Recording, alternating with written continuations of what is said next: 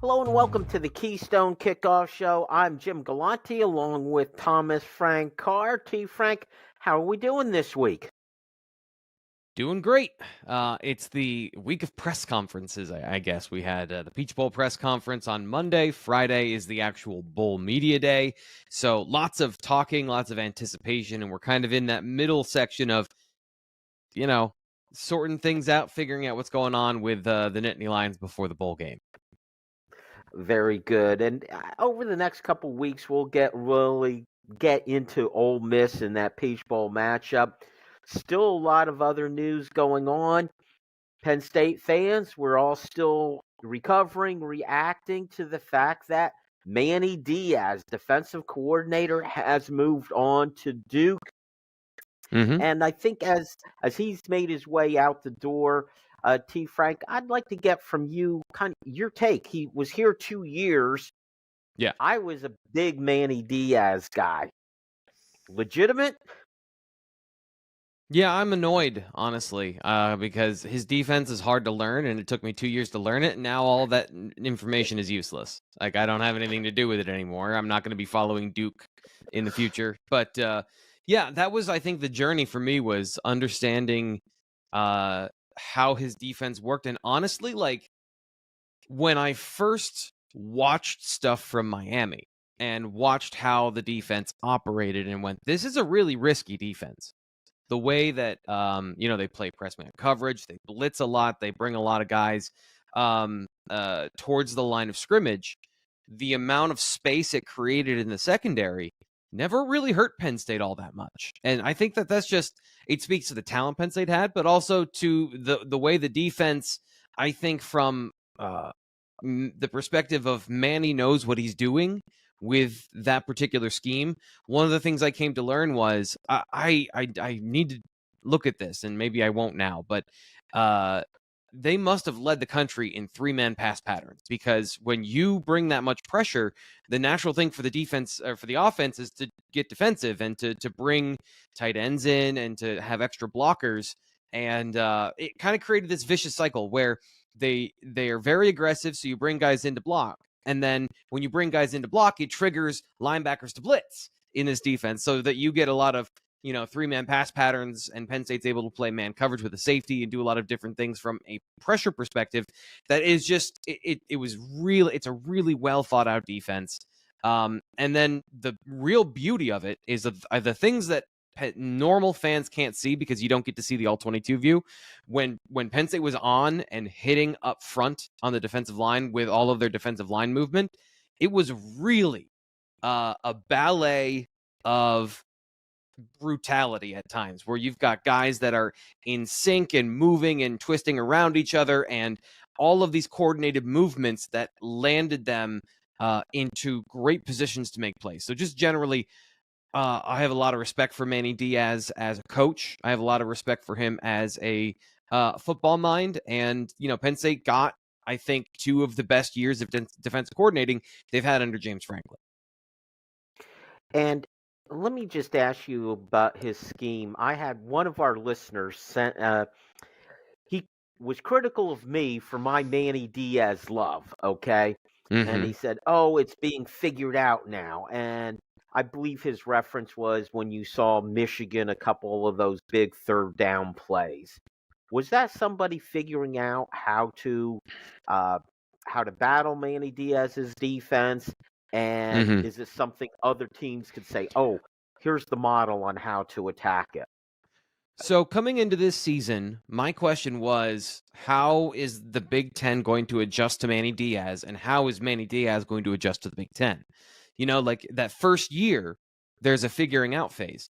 And then they ended the year first in run defense, first in pass defense, first in tackle. Like they were one of, if not the best defense in college football. And I don't know if I got all of those technical. I think they were third in pass defense. So sue me if nationally I get the difference between 1 and 3 mixed up. No, nobody figured out Manny Diaz's defense to the point where they were giving up awful plays. Were there times that good teams got good plays against this defense? Yes. But if your bar is perfection, please just stop typing. Like, that's ridiculous. That Michigan, and I understand because they won the game, the narrative is set in stone, and no one's going to care listening to me describe that game, but Michigan refused to throw the football. They threw the football 8 times, and that wasn't by choice. They couldn't throw the football because Penn State's defense was too good in pass rush. Did they give up too many explosive plays on the ground to win the game? Maybe by 1 or 2. But they still kept the Penn State team in the game late into the fourth quarter, and the offense couldn't score any points. If Penn State has any game pressure from the offense, that game is entirely different. Like that, then Michigan has to throw the football, and you're opening yourself up to some, touchdowns from Curtis Jacobs that were nullified during the game, like they were against Ohio State when they had to throw the football against Penn State. So, no, nobody figured out Manny Diaz's defense. The point that the defense was losing ground in a battle of attrition during the game. They were put in a position where they had to be perfect all year long, and they did it in all but 2 games. And even then, they did enough to win those games. The offense is what the issue was, which is why the offense coordinator was fired after the second one.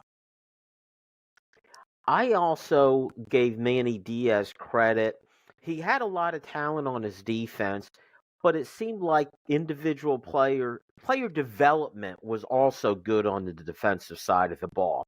We know about the stars, even the superstars on that team, but you saw improvement from players, even specifically at linebacker where Manny Diaz was at. You see Dom DeLuca becoming a major factor. In my opinion, Kobe King was really improved. Could you comment a bit about the development of the individual players along defense? And I understand positional coaches have a lot to do with that also, but you got to give some of the credit to Manny Diaz.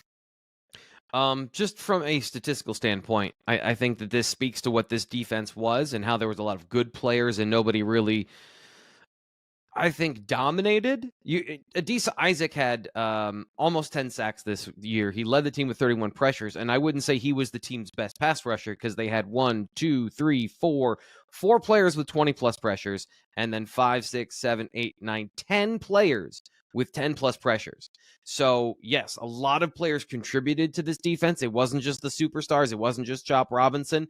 They were deep and talented, and we talked about this coming into the year. This was the deepest and most talented defense we've seen from Penn State in a long time. The defensive tackles are going to be where I go to this conversation because I have a hard time, Jim. I roll my eyes at the conversations we always have.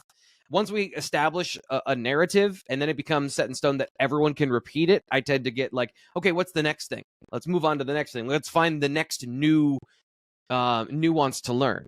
And it was a fact that Penn State doesn't have good defensive tackles going into every single game, going into the Ohio State game, going into the Michigan game, going into the Iowa game. Were they going to be good enough to stop the run? And this group responded in a way that was definitive and emphatic, that they were good enough against the run and they were big enough and strong enough to play. And that goes to not just Deion Barnes, but the development of the defense, the style in which they used them. They understood their assignment, and it put them in position to succeed because this is a defense that uses aggression and athleticism, but you cannot have just aggression and athleticism. You need to have the strength to hold the point of attack once you get into your gap. So I'd say the defensive tackles to me are the area of most positive growth in what you're talking about, but the linebackers for sure.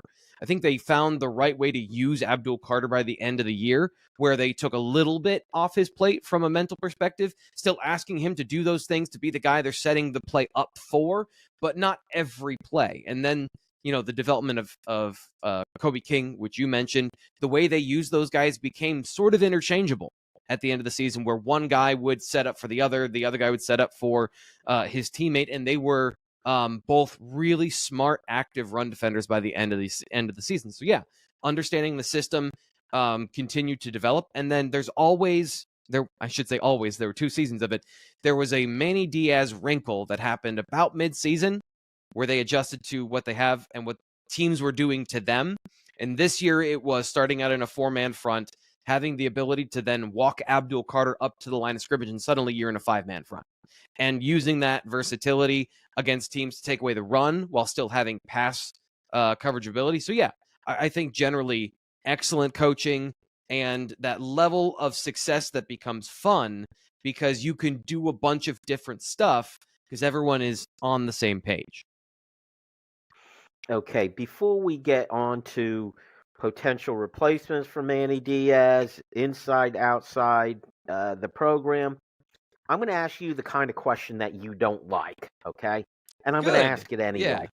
Yeah. So, so Manny Diaz moves on to Duke. Mm-hmm. Good decision, good choice for Manny. We always talked about he was going to become a head coach. It was what program, what offer would be good enough for him to take, and what's Yeah. your outlook for him in that job? So this actually, I don't hate this question. This is the main question I have is um is being the head coach at Duke a faster path to the top than one more season as the Penn State defensive coordinator doing something special? That's so if you look at where Penn State's coordinators have gone, Old Dominion, Marshall, not necessarily a coordinator, but a player that went on to be a head coach or a staff member, Mississippi State, Virginia Tech. How far away is Duke from those places? And Manny, with his previous head coaching experience, would he have been able to leapfrog that? So to me, like the conversation is always around the EST syndrome. What is the best place for you to go? What is the quickest path for you to get to the top? Because all of these hyper competitive alpha male dudes want to win and they want to win at the highest level. And I'm assuming that's my mentality that I view this from, and that's I'm assuming their mentality. So I understand that Manny wants to be a head coach, and more power to him if that's he wants to control his own destiny and be his own man at Duke. Entirely up to him. I think Duke is a good football program from a defensive standpoint that has done a lot of things that he does. I think it's a good fit. But would he get a quicker path to those top programs? Let's just throw out some Floridas, some other schools in the South that maybe he could have an opportunity to be head coach for and then compete for a national title in a quicker vein than if he were to stay at Penn State. To me, that's the only math. And my initial knee-jerk reaction is it was a lateral move from a timeline perspective. But tell Mike Elko that. He was there for 2 years, and now he's at Texas A&M. So I don't know. I would say it's 50-50. I wouldn't say it was definitively a step forward. I want to follow up on that when we get back, T. Frank, in quarter two. Happy holidays. It's T. Frank. Hope you're having a wonderful time this year in this season of giving, fun, and coming together. And if you want to get somebody in your life a nice stocking stuffer or a present that is really meaningful, get them the relief from pain, anxiety, and maybe some sleep. RogueShop.com, online cannabis store that has been partnering with the Blue White Illustrated live show for quite a long time now. I've used their products to help my brain go to sleep. But here's the thing. It's like we're going to be traveling. My wife is a travel monster. 6 to 8 days before we leave, she starts to get real stressed. So whether she takes it or I take it, somebody is going to be taking Rogue Shop. We have their gummies to just deflate the balloon a little bit so that we can all get through the next couple of weeks smoothly. So if you got anxiety, stress, any of those things, go to RogueShop.com. The great thing is, like, I'm here telling you about what goes on in my life or how I use it. I don't really know. I'm not an expert about these products, but Shar over at RogueShop.com, she's there to answer your questions 24/7. She can get you the information you need to which one of their products will work, whether it's smokables, tinctures, topicals.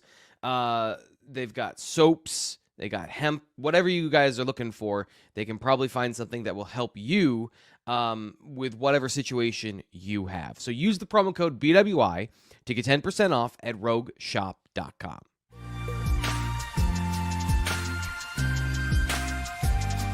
Hello and welcome back to the Keystone Kickoff Show. He's T. Frank Carr. I'm Jim Galante. We're talking Penn State football.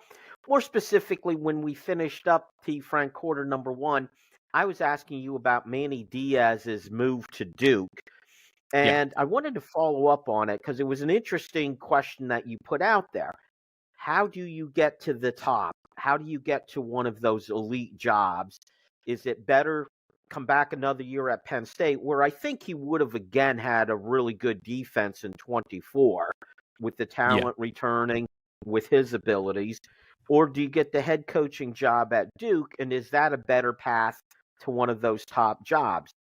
You Mhm. mentioned, he's from Florida. He coached at Miami.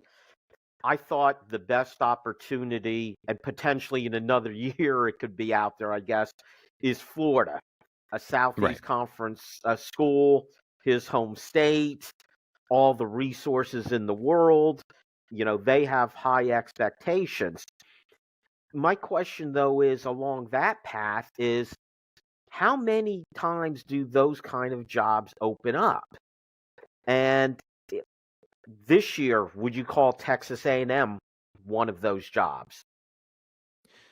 Yes. I think they open up more frequently. Okay, so this is the thing. I think that traditionally there are a handful of teams and a handful of schools, and if we're going to be brutally honest here, Penn State is not in the group of teams that has an opportunity to compete for a national championship. Historically, the record has been set. Over the last 25, 30 years, Penn State has been in the national championship conversation a handful of times, and not really since 2000 and in the early 2000s. So it's not just a James Franklin thing, it is a Penn State thing. Now, they have the resources to become that program, to get over the hump. But as we've detailed, long shows, hours of internet film have been dedicated to, Penn State getting over the hump. With a 12-team playoff, things change. There's absolutely more latitude than there has been at any point in the history of college football to get to the playoff where anything can happen. Now, is it a massive jump like it is in the NCAA tournament? No, not like it is in basketball, but there is more room now. Are you positioning yourself to be in that conversation? Penn State is, right? So Penn State, if we were to finish the season with projected outcomes, Penn State will either be one of the top 12 schools or just outside the top 12 schools this year, pending this bowl game and the final setup for whatever, right? Duke is not in that situation. How many schools in the SEC and the ACC have that opportunity going forward? So it's not just about now, it's about positioning yourself for the future. Duke isn't that necessarily, but maybe I'm looking at this with too narrow of a scope, right? So 2 years at Duke, doing a great job, creating a great team. Does that open up for the opportunity for a top 15 program, not just a top 10 program? So I guess I don't know that I'm answering your question, but I think that there's a lot we don't know about the future of college football from a perspective of how many teams are realistically in the college football playoff championship hunt. And the portal and what we've seen from the craziness this year of how NIL is affecting competitiveness, all of these things have to be factored in. And we'll see, where Manny ends up in a couple of years, because I have a hard time. And again, Duke keeps catching all kinds of strays in this conversation. It's good football it's turned into a good football program.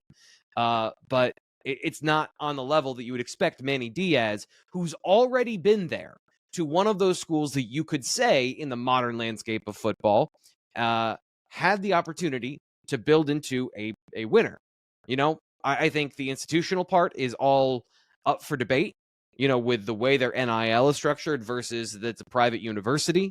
So they don't have, they have some advantages and they have some disadvantages. But I would absolutely put them on the list of schools that have the potential to reach a college football playoff with 12 teams.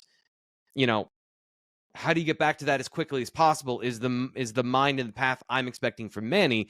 And one more season at Penn State versus potentially 2, 3 at Duke. I don't know which is the shorter path to that destination.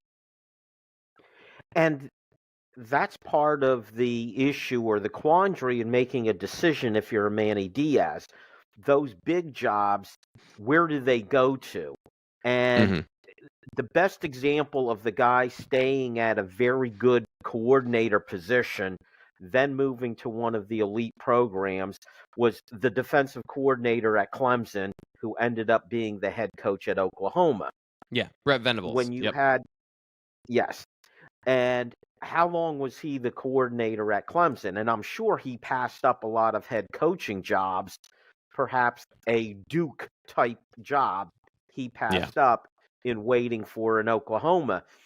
But I'll throw this out there also as a Duke head coach, I compare the job a little bit to the Kentucky coaching job, a traditional basketball school that you don't think of as being a contender for a national championship. Ironically, Stoops was rumored to be the guy at Texas A&M, going from Kentucky to A&M and getting that job. Um, but in Kentucky, he's highly paid. Hmm. He wins enough games to go to bowl games. He's never going to win a Southeast Conference, probably, and he's probably never going to win a national championship, but he could Hmm. probably have job security there forever. I think Manny Diaz at Duke, he'll be paid as a head coach. Yep. Probably he's not going to have this, job satisfaction. I think at Texas A&M, they just churn coaches. If you don't win and contend in a couple years, you're gone. At Duke, he could win 9, 10 games, stay there forever. The Yeah. ACC might be a path to at least a conference championship and a Or playoff it might be appearance. gone in 3 years. So that's the thing. The ACC might also be gone in 3 years. Who knows? Like anything and everything is possible at this point. Yeah, and so that's you're making the point of, do I want to be a head coach or do I want to win? And that's, to me, the two parts of this conversation. I'll just tell you how I'm wired. I want to win. I don't like being a head coach. Yes, I want to be the head coach and win, but I want to win.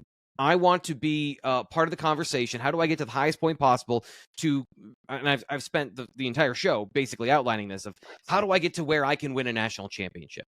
I think, James Franklin is wired that way. Brent Pry is wired that way. All of these coaches are hyper competitive people that are wired that way. If you just want to be a head coach, go coach high school or Division II, or if you want to be a teacher and a leader of men and influence the life of these young men, you can do that without the pressure cooker of college football. And I guess to be in the same arena as the highest levels of competition and theoretically aspire to those things and try to build Duke into a national championship, national power. If you look at historically, the non-blue bloods that have become that over time in modern college football, you had to establish your brand long ago and become a school that had the resources to compete at the highest level. It's very hard to build that. Clemson is the one example you can say of a team that wasn't necessarily a blue blood program that became that. And by the way, to button this up, Brett Venables was the DC, I think, for 10 years at Clemson. That was not going to happen with Manny Diaz. We're talking about the difference of 1 and 3 years. Oh, yeah. So, yeah, the point I guess the point I'm driving at is, how is Manny wired? What is most important to him? This conversation has come up with myself and Nate Bauer on our breaking news video we talked about. He said, what are you really looking for? And I never, ever considered anything other than, how do you win? And then, you want to be a head coach, your own man, do blah, blah, blah. Yes, absolutely. I guess I don't consider it that way because I've been following college football in this particular way for so long that that's great, but that's not what all these guys are trying to do. At least that's in my estimation. Well, and just to wrap it up from my perspective, those jobs at those elite programs do not open very often. And they don't necessarily open up for a coordinator. Oftentimes, those really good jobs get inherited. You see, like Ryan Day at Ohio State. He just happened to be in the right place when the head coach was gone. It'd be like if James Franklin moved on, Manny Diaz would have had a great opportunity to be the head guy at a school like Penn State. But anyway, let's move to the next logical step for Penn State, which is, how do they go to fill this position? Do they go internal or external? We just went through this conversation a couple weeks ago on the offensive side of the ball. My take on the offense was they wanted a change. They didn't want the offense to look like it did the last 2 years. On defense, I think they would love the defense to look like it did the last 2 years. Are they better off going outside, T. Frank, or going internal? So I can't sit here for the first 15 minutes of the show and praise Manny Diaz for his football mind, for his character, the way that players flocked to him as a leader, and then not acknowledge that losing that loses, to me, the secret sauce of the defense. And I've heard this. Anthony Poindexter is the guy that everyone wants to be the internal hire to be the next defensive coordinator because UVA almost hired him as a head coach. Also because he's an excellent coach. I think I am a proponent of him having an opportunity at the job as well. Same with Terry Smith, who's been with Penn State since the very beginning of James Franklin's career. Also an excellent coach and somebody that players absolutely love. Pat Kraft said this during the Peach Bowl press conference on Monday. He encourages his coaches to think big, bigger than maybe they had thought previously during different decades at Penn State. Some coded language of, we've got the money to spend, go get the player, go get the coach to win. So, are Anthony Poindexter and Terry Smith the best possible defensive coordinators in America? Because that's the bar from what I'm reading and what I'm understanding from Penn State. It's going to be a national search. This is the other thing I'm going to caution people for, and they're not going to listen to me, but saying to Anthony Poindexter, hey, do the Manny Diaz thing. Just do what Manny did. Just do what Manny did. We're going to hire the defense coordinator. We're going to copy and paste. A photocopy is not an original. And I think that sets him up to fail. I think that sets up any coordinator, unless he's, somehow already proven that he's got the same spark of creativity and genius, that you're not allowing him to create his own thing. So I would expect if Anthony Poindexter is hired as a defensive coordinator, my hope would be do your thing. Don't try to be Manny. Do your thing. What you got from Manny, you can try and replicate certain things, but the secret sauce is Manny Diaz. And that's out the door. So create the next thing that is very good defense at Penn State, and that's what the next defensive coordinator should do, not try to be Manny Diaz. Very good, T. Frank. We're going to pick up that conversation quarter number 4 because I'm one of those guys you were talking to with that conversation. I figured. But first, quarter 3, we've got your questions for T. Frank. Stay tuned for that.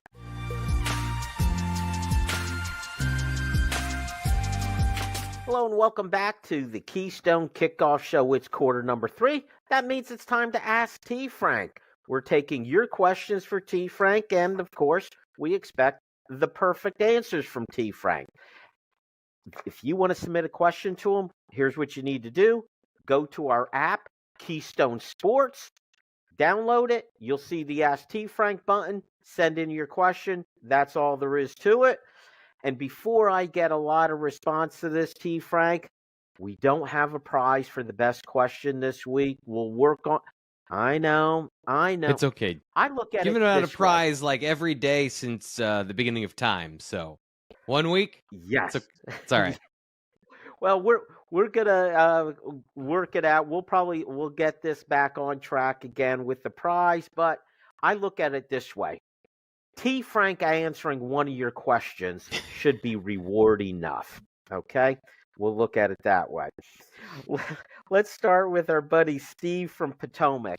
Now, just to remember, a reminder, Steve is our negative Nelly, T. Frank, okay? So Yep. Take that before we start. And Steve says, why should we be confident that the new offensive coordinator will work out? The last guy from the Big 12 that Franklin wanted was a bust and entered with a lot of hype.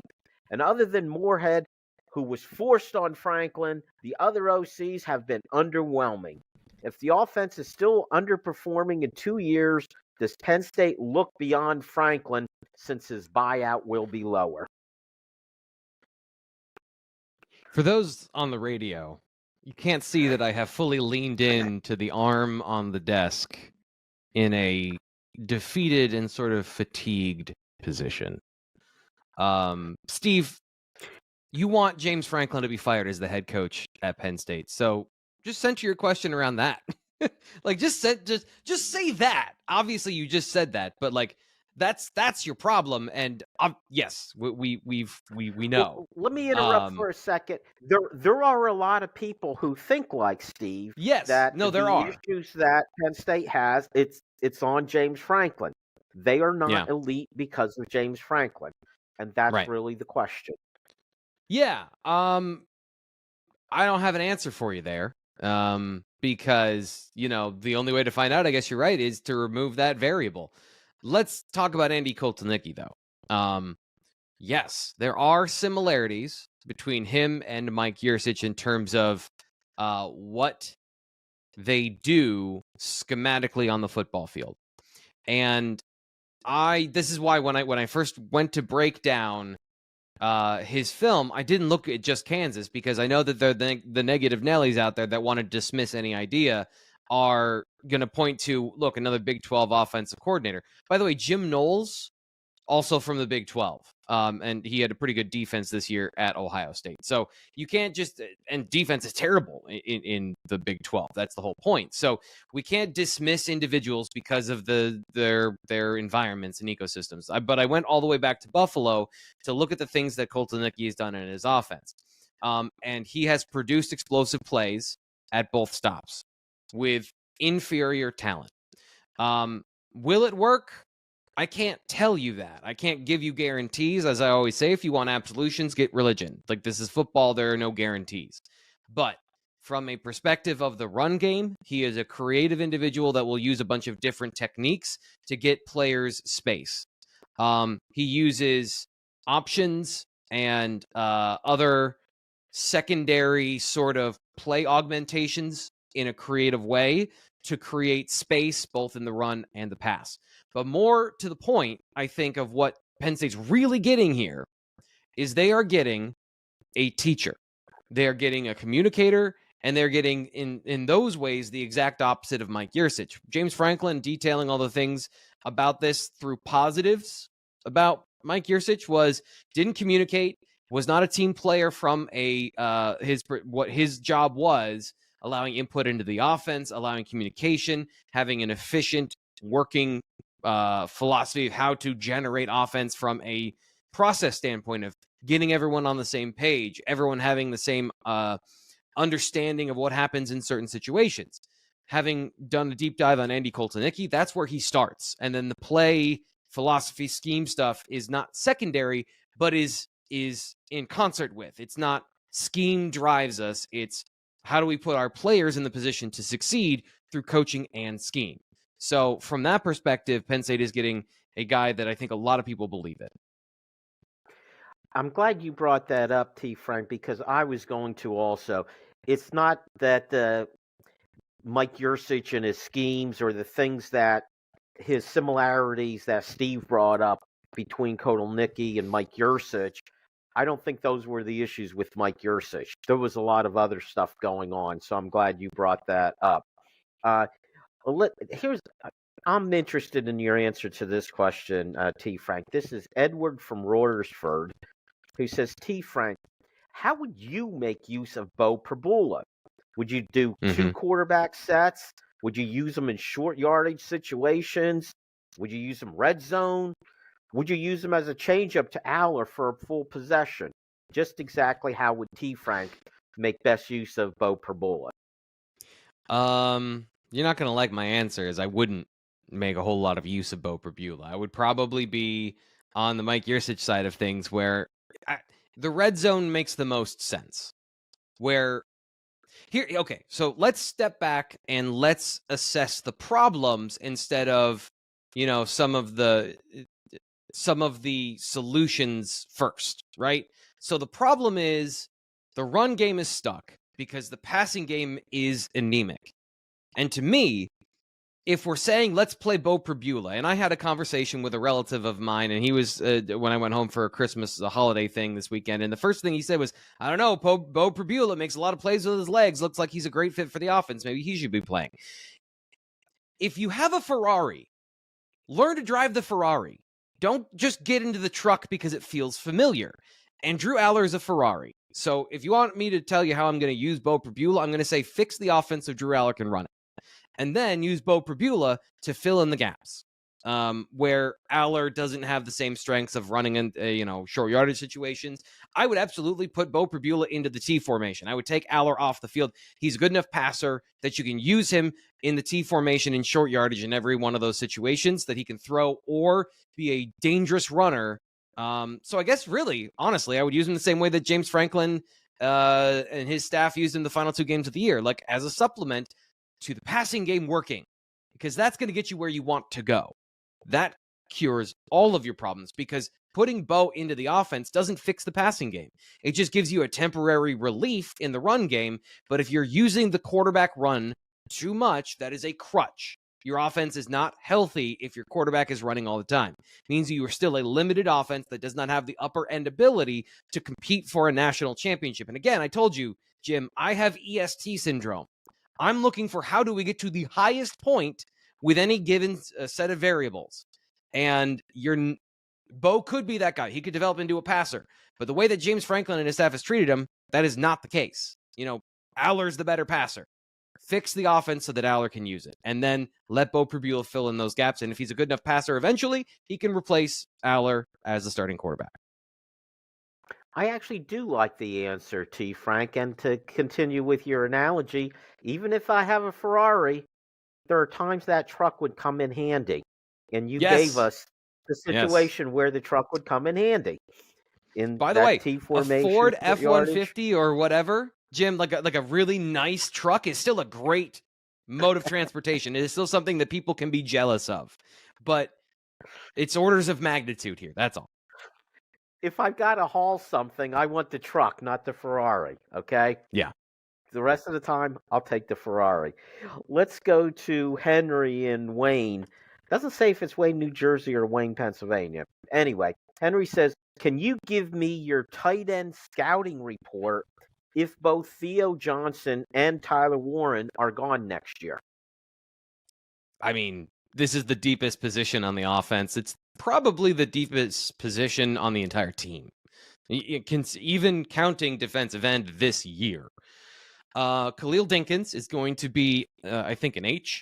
He's going to be the H-back, where he can play both positions, but he's more of a receiver. I think he's got dynamic receiving skills where he can run really good routes, intermediate and deep. My question will be, how good of a blocker can he be? Not just how much can he block compared to where he was before. And then Andrew Rappelier is a potential superstar eventually, like along his timeline. I think he can be a complete tight end. He can play Y. He can play H-back. You'll have that interchangeability there. He is tenacious. Watching him block, he does not care. He loves throwing his body against other guys and dominating at the line of scrimmage. So strength and technique are going to have to get there. But as far as the potential for the position, great. Jerry Cross, super high ceiling, has been inconsistent. I would say, in my estimation, maybe he got passed by Andrew Rappelier this year. Injuries have been a part of that as well for him during his time at Penn State and even before then. And then you're bringing in Luke Reynolds, who is a Mike Gesicki adjacent type of player with just dynamic, explosive, down the field, contested catch abilities. And you also have Joey Schlaffer, who is 6'6", can fill out to be a true wide tight end, maybe more in a Theo Johnson type mold, but also, a primary receiver. So they're deep, they're talented. It's going to be about competition and who rises to the top, but the options are excellent. And I don't think there's a shortage of talent at tight end. Even if Theo Johnson plays in this game, I would expect to see more of Dinkins and more of Rappelier as you've earned this year with your play to get them into the game as well. You've got me excited about next year in the tight end play, T. Frank. It sounds promising. All right, let's go to Ned in Quakertown. He says, hey, T. Frank, what do you think are our biggest needs in the portal? Is it wide receiver or bust? I also wonder about cornerback if King, Dixon, and Hardy are all gone. I mean, let me just throw in tackle. Alan Herron committed to the Nittany Lions. I don't think that prevents you from going and getting another guy because he is a project player. He got a lot better. First off, there's very little film on him, and I've seen as much as I can possibly find on the internet, and I have access to more than the average bear, and I still can't find a ton of Division II shorter offensive line film. But what I've seen, he's going to be added into the tackle mix. But you would still love to have a portal tackle with experience that can come in and play if Caden Wallace moves on, which I think is the odds-on likelihood. I think he did enough this year that he's a draftable player and can go as a middle round project offensive lineman, potentially moving inside. So I think his future is secure. Wide receiver is absolutely the thing. If you could find a number one wide receiver to bring onto your team and fix the balance issues on this team, they've got talent at the position, but they don't have a whole lot of fixes. And then corner is absolutely something they would like for experience, but they have more talent, I would say, there than they do at the other positions. Very good, T. Frank. That is it for Ask T. Frank. Stick around. We got more to talk about in quarter number 4. Hello and welcome back to the Keystone Kickoff Show. It is quarter number 4. He's T. Frank. I'm Jim.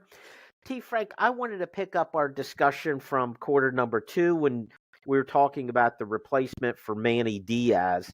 And you were quoting Pat Kraft talking about essentially aim high, get the very best you can. And typically you wouldn't think of, okay, the very best defensive coordinator available in the country is on your own staff. It's probably outside somewhere in that bigger population. But here's my counter to that, and I just want your reaction to it, which is, again, on the offensive side of the ball, I get it. You wanted a change. You wanted the offense to look different than it has looked the last 2 years. On defense, I want the defense to look as much like it did the last 2 years as possible. You've got a lot of the same players who are familiar with this system. And my take on it, and again, it's an opinion, but I would think Poindexter, having been in the system these last 2 years with Manny Diaz, would know the system pretty well from Manny Diaz. Yeah, he might want to change a few things, tweak it a bit. But if I'm James Franklin, I'm saying, you know what? Essentially, it ain't broke. I don't want to fix it. Yeah, but is it? This is the question. This is the point. Is, can you keep it going? Because let's talk about when Manny Diaz's defense didn't work when he was the head coach. And I would say they didn't necessarily have the talent to do it at the end. So there was a transition period. It was very good early on at Miami. And then when it became his team and he was the head coach and there's some attrition on the defensive side of the ball, it started to wane a little bit. And let's remember where we were before Manny Diaz came to Penn State, where he was a fired head coach. Things did not go well. His last season wasn't great. And part of the problem was, Jim, the defense was giving up gobs of explosive plays. So I'm not saying that I'm right. I'm trying to provide Penn State fans who want to take the shortest path back to where they were with a cautionary tale. This defense is great when it's good, but it also gives up a ton of explosive plays if it's not done properly. And again, at Miami, that final year, they gave up tons of big plays. The corners were not necessarily as instinctive as the ones that were at Penn State. They weren't getting the same amount of pressure. I don't know if Manny was calling the defense or not, so I can't speak to that part. But there was something that was definitely missing from 2019 Miami when he was the defensive coordinator to 2021 or whatever it was, 21, where he was the head coach. So where on that scale is Anthony Poindexter running Manny Diaz's defense? Because that's what everyone has been saying. It's not that they want Anthony Poindexter to be the defensive coordinator. It's that they want to find a way to find Manny Diaz's shadow should be the defensive coordinator, is kind of how it feels. And I want to provide the cautionary tale that this defense, it's not that it's not that we were wrong. It's that it was so good that it wasn't the things that it could have been. It can still be giving up 70-yard touchdowns quite often. Look at the Indiana game when it wasn't run with the correct communication, where there's just these busted coverages for 70 yards because you're putting these guys in position where they have to be right. They have to communicate because the last line of defense is the line of defense. So Anthony Poindexter, does he have the ability to call Manny Diaz's defense, not just from here's the schemes, here's what we do, but also the game day intuition of I need to call this play at this time? Manny Diaz blitzed 2 corners on a play this year. He blitzed the slot corner and the boundary and the field corner at the same time and got an interception out of it. A lot of times you blitz a corner and you give up 30 yards. It's just like there's a secret sauce here. And again, the word of caution is that it is not an automatic given that, for example, Ricky Ronnie can run Joe Moorhead's offense. When you have these specific systems, it is a lot of it tied to the mind of the person who created it. And maybe there's been enough time to learn it. Maybe there has been, but maybe there hasn't. 2 years is not as much time as you think. That's, I guess, from my perspective, to learn something that has as many intricacies as it does, that 2 years is not, I would say, the time to learn the full breadth of how this works, how to change things about it, and how to adjust going forward. So, those are my concerns hiring Anthony Poindexter to be the defensive coordinator Manny Diaz was, and not Anthony Poindexter, the defensive coordinator he will be on his own. And my counter to it is you also have the players who have now been in the system for 2 years. And I think in the second year with Manny Diaz, they did better than they did in the first year, a lot of that being just their experience in it. And if you have high hopes for the 24 season, you run 2 risks if you bring in someone from outside who brings in a new system. First of all, bringing in a new coordinator, as we've learned on the other side of the ball, is no guarantee. Also, and number 2, what you will then be doing is asking these players to learn a new system. Now, that happens all the time, but there are some risks that go along with that also. I get the argument on both sides, I really do. And what this will come down to is James Franklin's ability to hire. Is it, as you asked it, is Anthony Poindexter ready to do that? And by the way, you used the car analogy, Drew Aller's a Ferrari. I think this defense is also a Ferrari, okay? Yeah. And you probably need a pretty special driver to get it to its peak performance. And then now it becomes a judgment call on James Franklin's part. Is Anthony Poindexter the best driver for this for this Ferrari? And there are, I do want to say, like, you can keep a similar defense, right? So Anthony Poindexter, I don't believe at any point has been his own defensive coordinator. So sure, you'll be keeping a lot of the same verbiage. You'll be keeping a lot of the same plays. You'll be keeping a lot of the same stuff. But I guess my point is, don't ask him to be Manny Diaz. If he runs this defense, allow him to run it more conservatively if he wants to. Allow him to lean on his strengths of, hey, we are going to do X and Y with the secondary, and maybe we won't focus on the defensive line as much. Whatever his strengths are. I'm making up hypotheticals here. I just think it's super unfair when this happens, when you take a guy and you say, we are going to run this defense the exact same way because we want the exact same results. This is the whole point of, like, this is what makes guys special. This is what makes great play callers what they are. And it has to be revealed through time if Anthony Poindexter is that guy. Conversely, you bring in somebody that has proven experience as a high-level defensive coordinator. Let me give you an example, and I've been back and forth on whether he would fit at Penn State or not, but Tom Allen of Indiana. Would James Franklin be interested in bringing in another former head coach who has proven that he can do special things within his particular system? And if you're looking for the secret sauce, the special thing, I think if you've seen or you heard me talk about Tom Allen's defense on the show routinely, I am always amazed at what they do in coverage, how they do it, and the process where the defensive backs are they always seem to be locked in, super aware, not just of their assignment, but the concept that they're running. Why are we doing what we're doing? And that gives you a next level awareness to play with your eyes and get interceptions and create havoc plays. That's something that could fit Penn State. I don't know. James Franklin's going to have to make the determination if Tom Allen's defense, which can be kamikaze at a certain point, even more so than Manny Diaz, if that's a fit for Penn State. I guess that's the part to me is we haven't seen Tom Allen's defense with a pass rush in a while. So what does it look like when it has the resources at Penn State? Kind of like Andy Kotelnicki with his run game. He's had to scheme around not having good interior offensive linemen. What does he want to do at Penn State? Like, what are the actual things of, I have every resource, I'm going to run X scheme with these players, etc.